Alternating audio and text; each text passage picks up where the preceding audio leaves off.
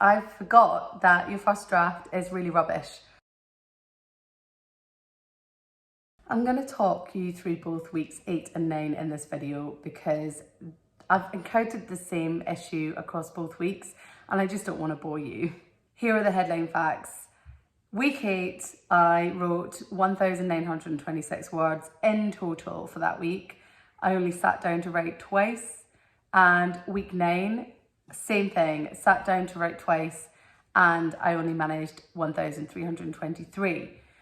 Now, it's not so much the word count that bothers me, it's the fact that I did have the time, I just decided not to write in that time, which is a bit of a red flag because whenever I've had in the previous weeks, I've had the time to write, I've sat down and I've started writing.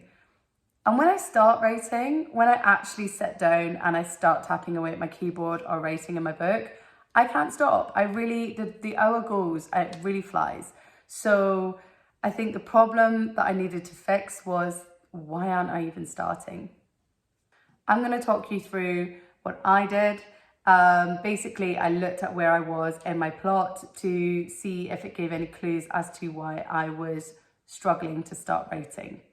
I'm following the Save the Cat Writes a Novel sort of rough structure. It's 15 beats and it basically talks through all the components of a novel, regardless of the theme or genre. When you start reading the book and you realise this, you notice it in everywhere, in films, theatre, TV, and also the books that you're reading.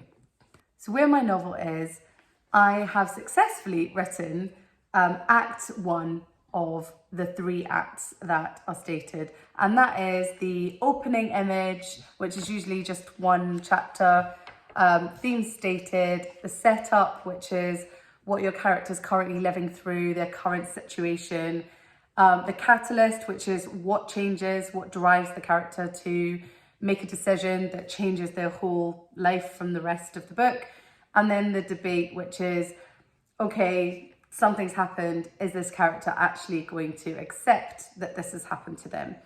That's all in Act 1, which is about a quarter of the book. So then I moved on to Act 2, which is 50% of the book. It's the main chunk of the book. And you've got Break Into 2, which is physically or metaphysically moving into a different situation. So with my character, she physically moves to a new school. And she's also accepted that she is different because she can read minds. Then you've got the B story where your character meets some new characters, which will help them, guide them through this transition and the rest of the story. So I've got that. And then is the fun and games section, or also the promise of the premise. So what that means is, the fun and games is the fun and games mainly for the reader, sometimes for the character. So if you think about, for example, if it's a horror story, that's when there's the bulk of the sort of chase that goes on between the characters and the villain. In the Hunger Games, it is literally the fun and games that you see as the audience or the reader of entering the capital and having to dress differently and having to effectively show off your skills. It's that bit. The reason why they call it the promise of the premise is because you've told your reader something in the blurb. That's the premise. So my blurb will be along the lines of 10-year-old girl just found out she can read minds. What are you going to do with that information? So the promise comes in the fun and games, which is, we know she can read minds now. Tell us what she does with it. Tell us how she's gonna have fun and games with this new skill. So here is probably why I have been reluctant to sit down and write words, is that I'm expecting myself to write a really fun and games section.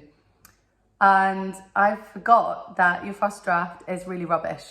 So I've put unnecessary pressure on myself to write an amazing fun and games part of this book, and That's why I've been reluctant to sit down. So I'm hoping now that I've figured this out, the words will start flowing. They will be rubbish words, but they will flow, hopefully. One other thing I've realised is I think when I write in my physical notebook, I genuinely think I write faster. I started writing this book in a notebook actually because I was on holiday and I just had a pen and paper. But the practicalities of writing so much is that you then have to transcribe that into a document somewhere that's accessible.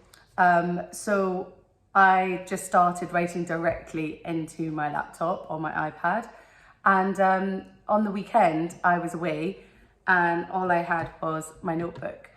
And I actually found a lot of joy in writing the words down. And when I transcribed it, it was over 1,000 words. And I definitely sat down for less than 45 minutes. So maybe that's another trick. Just get a pen and paper and start writing. So anyway, happy writing and let me know how you're getting on if you're also a writer. Cheers.